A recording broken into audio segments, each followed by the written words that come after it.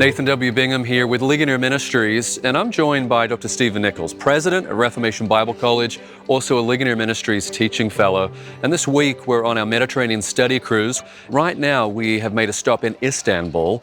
What's significant about this location, Dr. Nichols? Well, you called it Istanbul, and that's what it appears on a map, but this city was also known as Constantinople.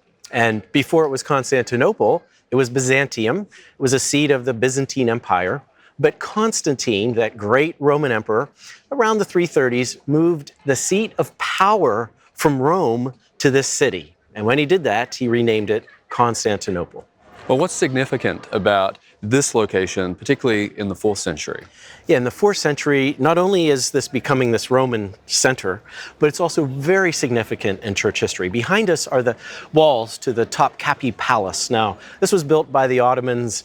That's in the 1450s when the Ottomans conquered the Romans here. But back in Constantine's time, just inside those palace walls, he built a church. It was the first church in the city. It was named Hagia Irene, and Irene in Greek means peace. So it was the Church of Peace.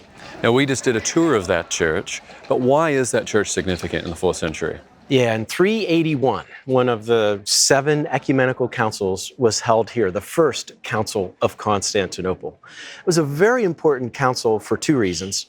One was it reaffirmed what was already declared at Nicaea. Now for that, we got to go back to 325. We need to head about 140 kilometers here to the southeast, and there's a lake. Today it's the city known as Iznik, but in those days it was Nicaea.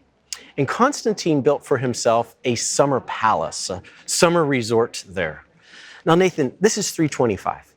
In 312, prior to 312, Christianity is illegal in the empire. Constantine has the Battle of Mulvian Bridge, has his vision. We'll let the historians debate all of that. But coming out of that, there were a series of edicts that legalized Christianity and then promoted Christianity. And this is on the way to Christendom and Christianizing the Roman Empire. Be that as it may, good and ill, one good thing that came out of that was that Constantine brought all these bishops together in 325 to his palace there in Nicaea. Eusebius was there, and he records this, Nathan. He knew these bishops. And he said, you know, if you would pull back the robes of these bishops, you would see the scars left, the stripes that were there from their beatings and persecutions by the Romans.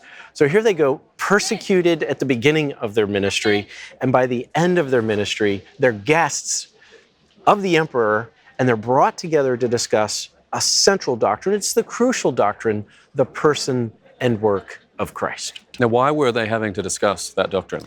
Yes, so there was a heresy. It was started by Arius, and we call it Arianism. In the pages of the New Testament, the issue is Christ's humanity. And we even see that. We see that in the epistles, the denying that Jesus had come in the flesh. But by the time we get to the 300s, the issue is Christ's deity. And so Arius believed that Jesus was not God. He was the firstborn of creation. He takes that literally from Colossians, not as a title. And so God is God, but Jesus is not God. And so Athanasius, young bishop at the time, he fought this. And he promoted, of course, what is the biblical view, that Jesus is both truly man and truly God, and that he is those 2 natures.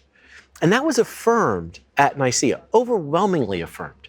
But then Constantine dies, one of his sons, Constantius, comes in as emperor, and he starts favoring the Arian bishops.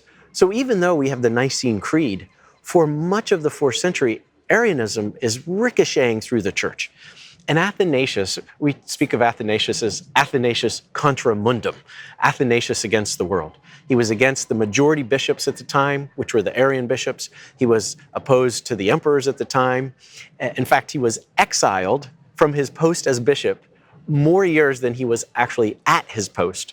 And of course, he's down in Alexandria. But he's vindicated.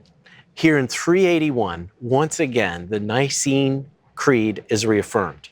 And technically, and this is a little bit of a mouthful, but technically it's the Nicene Constantinopolitan Creed of 325 and 381. And it happened right there. We were just in that church, happened right here at the Hagia Irene.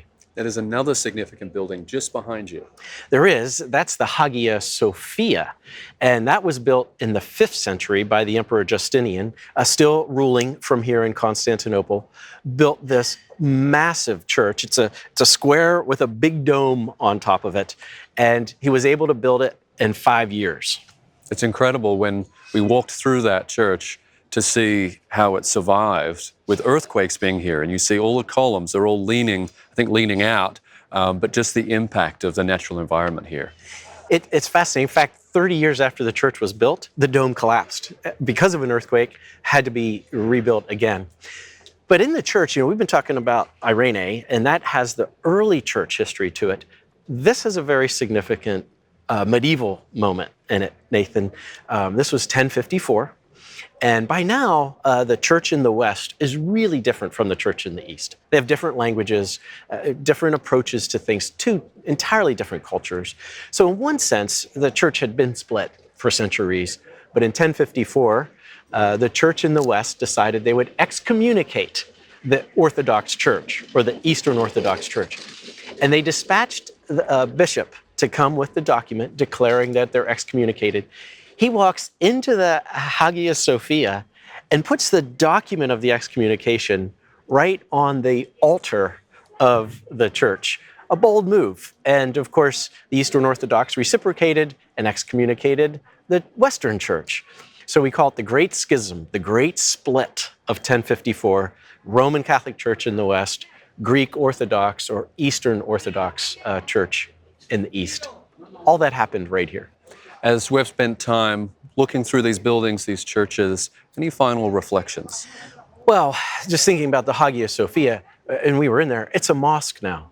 And so the base floor is covered with the carpets, and all these, we're surrounded by mosques here. Turkey is both an Islamic state and a secular state. And we see both Islam here and we see secularism here. And as we're walking around, Nathan, we see the signs. And so there's English, then we see the Turkish, and then we see Arabic. So as we see this nation, which was once a Christian nation and was once so rich in church history, just the things that happened here, and now we see it as a mission field. And so we can be thankful for the resources that we have in the Turkish language, in the Arabic language, so that once again, the gospel that was so freely proclaimed here can be proclaimed here in this land of Turkey. And as you mentioned, Ligonier does have sustained ministry in Arabic and in Turkish. And so if you scroll to the bottom of ligonier.org, there are links there if you have friends or family members you want to share those resources with. Well, Dr. Nichols, I've enjoyed our time here in Istanbul. Yeah, it's been wonderful, Nathan. Thanks. Well, if you'd like to travel with Ligonier Ministries, you can find details about upcoming study tours at ligoniertours.com.